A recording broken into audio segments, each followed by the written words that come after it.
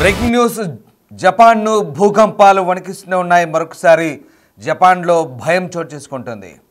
మరొకసారి భూకంపం జపాన్ వాసులను వణికించింది. టోకరా సమీపంలోని ఐస్లాండ్స్లో భూ ప్రకంపనలు వచ్చాయి.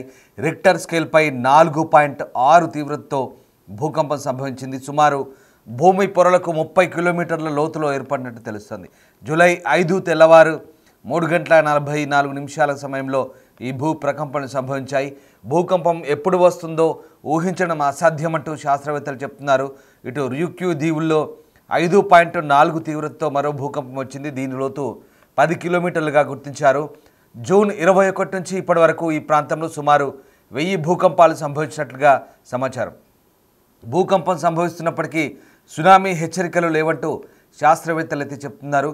మరోవైపు జ్యోతిష్య శాస్త్రవేత్త అయినటువంటి బాబా వాంగా జోస్యంపై సర్వత్రా ఉత్కంఠ నెలకొంటుంది. సాధారణం కంటే ఈ క్రమంలోనే టోకరా సమీపంలోని ప్రజలను సురక్షిత ప్రాంతాలకు తరలిస్తున్నారు అధికారులు.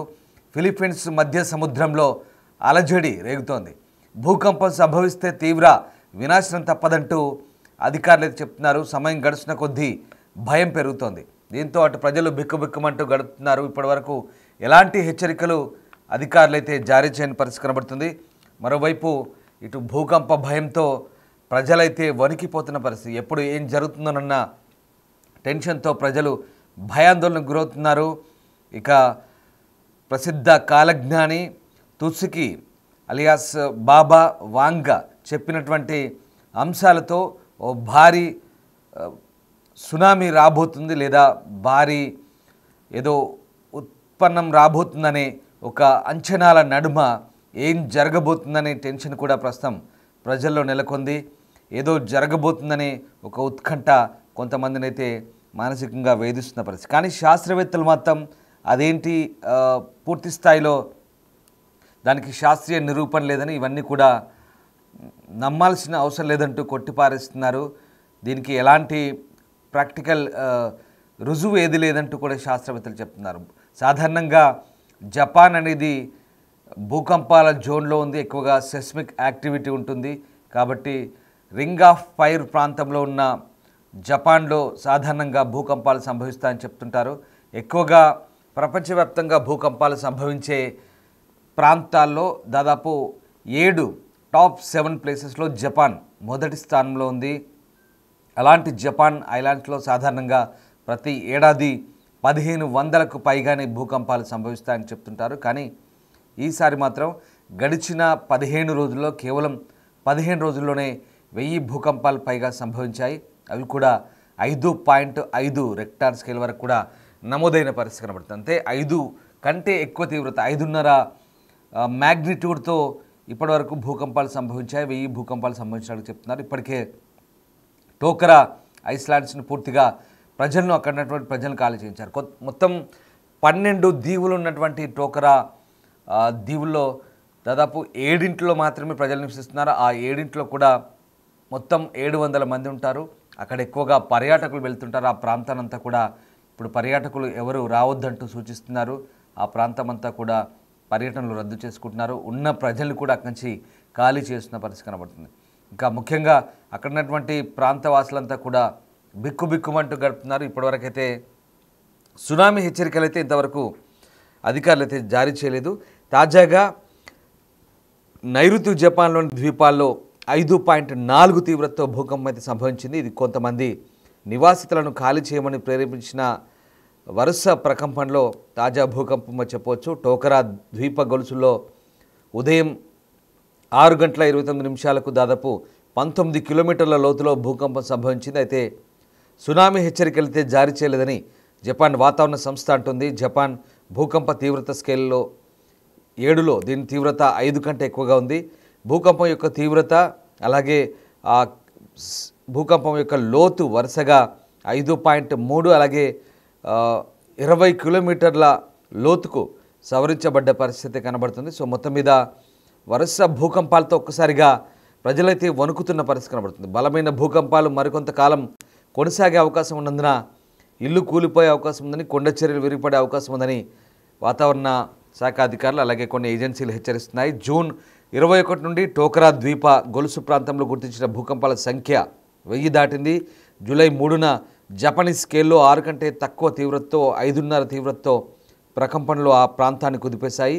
ఇక ఈ కాలంలో తీవ్ర ప్రకంపనలు ఎదుర్కొన్న అకుసేకి ద్వీపం నుంచి జూలై 4న ఫెర్రీ ద్వారా క్యూషు ప్రధాన ద్వీపంలోని కగోషిమాకు దాదాపు డజన్ మందికి పైగా నివాసులను తరలించినట్టుగా చెప్తున్నారు. సో మొత్తం మీద ఆ ప్రాంతం అంతా కూడా ప్రస్తుతం జనాల్ని ఖాళీ చేస్తున్న పరిస్థితి కనబడుతోంది.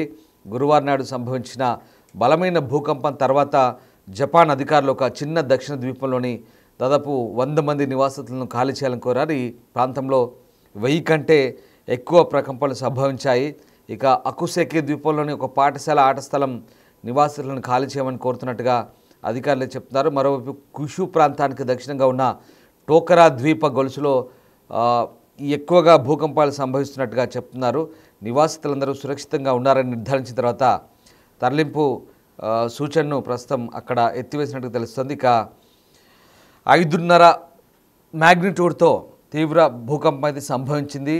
దీంతో ఒక్కసారిగా 12 మారుమూల టోకరా దీవుల్లో 7 జనావాసాలున్నాయి. మొత్తం 700 మంది నివాసితులు ఉన్నారు.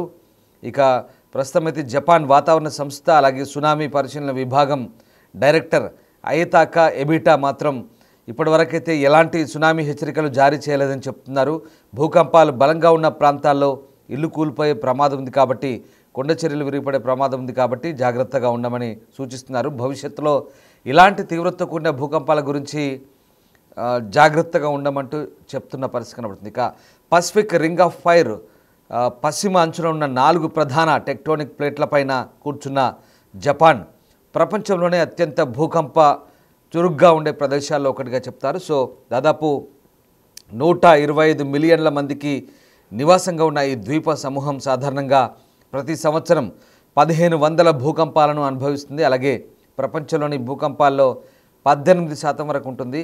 2011లో 9 మ్యాగ్నిట్యూడ్ తీవ్రతతో వచ్చిన భూకంపం సునామీకి దారితీసింది. దీని ఫలితంగా దాదాపుగా 18,500 మంది మరణించారు.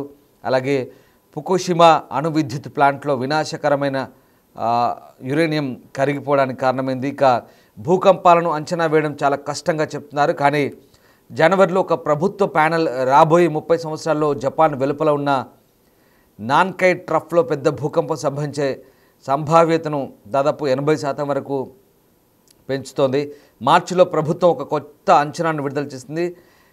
మెగా భూకంపం అలాగే సునామీ దాదాపు 2,98,000 మరణాలకు అలాగే దాదాపు 2 ట్రిలియన్ల వరకు కూడా నష్టానికి కారణమవుతుందని చెప్తున్నారు.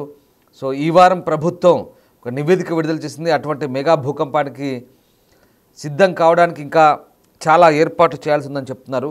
సో సోషల్ మీడియా ద్వారా పెద్ద భూకంపం వచ్చే అవకాశం ఉందని వ్యాపించిన నిరాధారమైన భయాల కారణంగా కొంతమంది విదేశీ పర్యాటకులు జపాన్కు రావడానికి అయితే ప్రస్తుతం వెనుకాడుతున్నారు.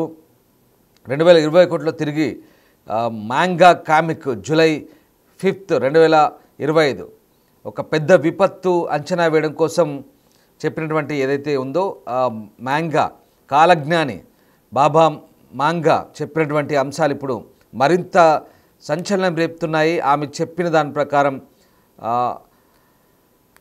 నేను చూసిన భవిష్యత్తు అంటూ ఆమె సొంతంగా ఒక పుస్తకం రాశారు. ఆ పుస్తకంలో జపాన్లో ముఖ్యంగా పసిఫిక్ మహాసముద్ర తీర ప్రాంతంలో ఒక భారీ సునామీ రాబోతుందంటూ మాంగా ఆర్టిస్టు బాబా మాంగా చెప్పిన అంశాలు ఇప్పుడు మరింత సంచలనం రేపుతున్నాయి.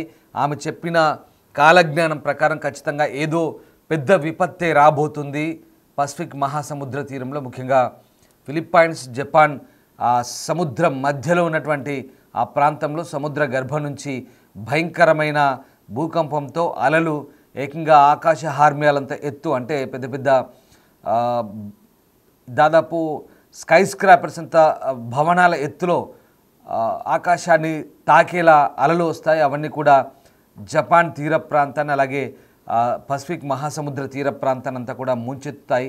లక్షల్లో ప్రాణ నష్టం ఉంటుంది, పెద్ద విపత్తు సంభవించబోతుందంటూ ఆమె చెప్పిన అంచనాలతో చాలామంది జనాలు ఆ ప్రిడిక్షన్ను నమ్మే వాళ్ళు చాలామంది భయాందోళనకు గురవుతున్నారు. ఎందుకంటే ఆమె చెప్పిన అంశాలు చాలా వరకు నిజమయ్యాయనే ఒక వాదన కూడా ఉంది. ముఖ్యంగా బ్రిటిష్ యువరాణి డయానా చనిపోతుందంటూ ఆమె చెప్పడం, అది నిజమవడం, ఒక నల్ల జాతీయుడు అమెరికాకు అధ్యక్షుడు అవుతాడని చెప్పడం, బరాక్ ఒబామా ప్రెసిడెంట్గా అమెరికాకు అధ్యక్షుడు అవడం, అలాగే కరోనా లాంటి విపత్తు ఒకటి ప్రపంచాన్ని వినాశనం చేయబోతుందంటూ ఆమె చెప్పిన అంశం. అందులో భాగంగా 2019లో కరోనా రావడం ప్రపంచంలో, ఇక 2011లో జపాన్ను ఒక భారీ సునామీ రాకాసి అలలు విరుచుపడతాయని చెప్పింది, అది కూడా సునామీ వచ్చింది, నిజమైంది. సో ఇలాంటి కొన్ని ప్రెడిక్షన్ అంటే కొన్ని కాలజ్ఞానంతో ఆమె ఊహించి చెప్పిన జ్యోతిష్యం ఏదైతే ఉందో అవి కొన్ని అంశాలు నిజమవడంతో చాలామంది బాబా వాంగా చెప్పిన అంశాలు నిజం కాబోతున్నాయంటూ కొంత భయాందోళనకైతే గురవుతున్నారు. కానీ శాస్త్రవేత్తలు మాత్రం వీటికి ఎలాంటి శాస్త్రీయ నిర్ధారణ లేదు, ఎలాంటి ఖచ్చితమైనటువంటి ప్రూఫ్ లేదంటూ కొట్టిపారేస్తున్నారు. ఇదంతా కూడా కేవలం ఒక కొన్ని నమ్మకాలు మాత్రమే అంటూ చెప్తున్న పరిస్థితి కనబడుతుంది. సో ఏదేమైనా జపాన్లో భారీ విపత్తు ఒకటి రాబోతుంది అనే దానికి సంకేతంగా కొన్ని వాతావరణ పరిస్థితుల్లో కూడా మార్పులు చేర్పులు చోటు చేసుకుంటున్నాయి. అందుకు తగ్గట్టుగానే పసిఫిక్ తీర ప్రాంతంలో భారీ మేఘాలు కమ్ముకుంటున్నాయి, జాయింట్ క్లౌడ్ ఒకటి ఏర్పడింది. అలాగే ఆ ప్రాంతంలో సముద్రం అల్లకల్లోలంగా కూడా తయారవుతుంది. అలాగే వరుస భూకంపాలు, ఒక ఏడాదిలో రావాల్సిన భూకంపాలు ఒక 2 వారాల్లోనే ఇప్పటివరకు 1000 భూకంపాలు వచ్చాయి. దీంతో చాలామంది భయాందోళనకు గురవుతున్నారు. ఎప్పుడు ఏం జరగబోతుందో అన్న టెన్షన్ జపాన్ వాసులో నెలకొంది. జూలై 5కు సంబంధించి ప్రస్తుతం సోషల్ మీడియాలో ఒక ట్రెండింగ్ నడుస్తుంది. ఒక డిజాస్టర్ అంటూ జూలై 5 డిజాస్టర్ అంటూ ఒక ట్రెండింగ్ అయితే నడుస్తుంది సోషల్ మీడియాలో. సో కాలజ్ఞాని బాబా వాంగ చెప్పినటువంటి అంశాల పరంగా చూస్తే ఏదో జరగబోతుందనే ఒక నమ్మకం అయితే కొంతమందిలో ఉంది. దాన్ని కొంతమంది విశ్వసిస్తున్న పరిస్థితి కనబడుతుంది. కానీ అది నిజం అవ్వచ్చు కాకపోవచ్చు అనే అంచనాలు కూడా ఉన్నాయి. శాస్త్రవేత్తలు మాత్రం దాన్ని కొట్టిపారేస్తున్నారు. కానీ అదొక ప్రెడిక్షన్ మాత్రమే.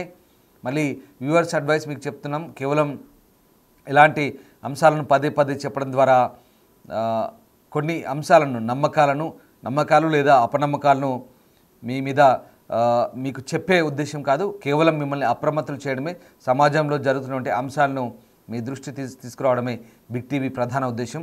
అందులో భాగంగానే ఈ బాబా వాంగా సంబంధించినటువంటి ప్రెడిక్షన్ ఏదైతే ఉందో ఆమె రాసిన ద ఫ్యూచర్ ఐసా, నేను దర్శించిన భవిష్యత్ అంటూ ఆమె స్వయంగా చేత్తో రాసిన ఒక పుస్తకం.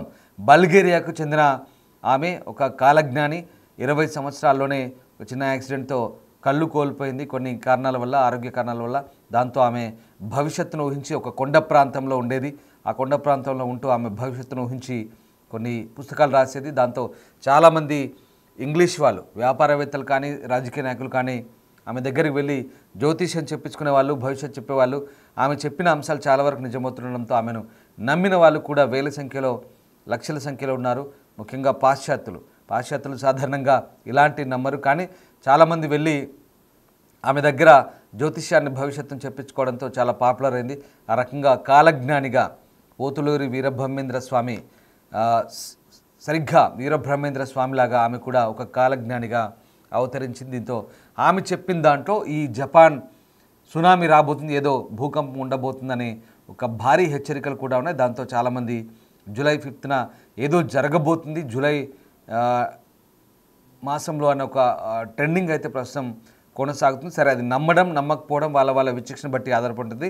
మళ్ళీ చెప్తున్నా, వ్యూవర్స్ అడ్వైస్, ఇదొక కేవలం ఇలాంటి వార్తల గురించి పదే పదే చెప్పడం ద్వారా మిమ్మల్ని అప్రమత్తులు చేయడమే మా ప్రధాన ఉద్దేశం. సో వాటెవర్ ఏమైనప్పటికీ కూడా జపాన్లో భారీ భూకంపాలు అయితే సంభవిస్తున్నాయి.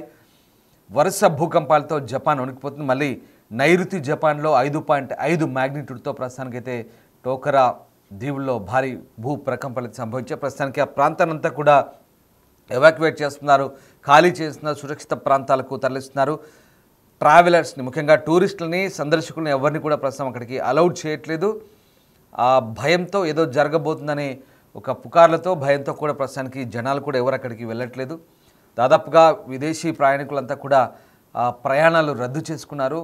ఆ ప్రాంతం అంతా కూడా ప్రస్తుతం చాలా అలర్ట్గా కొనసాగుతుంది. కానీ ఇప్పటివరకైతే ఆశ్చర్యకరంగా అక్కడ ఎలాంటి సునామీ హెచ్చరికలు కూడా జారీ చేయని పరిస్థితి. చూడాలి, అధికారులు ఇంకా ఆ ప్రాంతానికి సంబంధించి జపాన్లో ఇంకా భూకంపానికి సంబంధించిన శాస్త్రవేత్తలు అధ్యయనం చేస్తున్నారు.